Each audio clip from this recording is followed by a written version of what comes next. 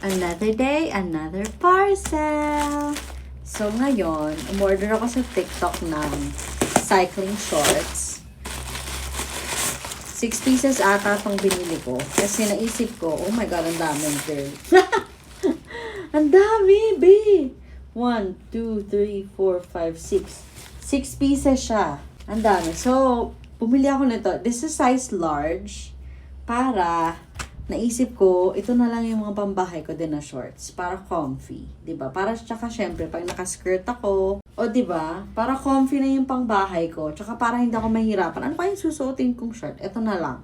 Maganda. Ang dami, 'di ba? Nag-declutter kasi kami ng mga lumang damit namin. Or yung mga damit na parang tingin namin hindi na masyadong nagagamit. Tapos bumili ako nito. Kasi yung iba kong shorts na pangbahay, tinapon ko na sila or papamigay ko na sila. O 'di ba, hindi na ako mahihirapan maghanap ng short ko na pambahay.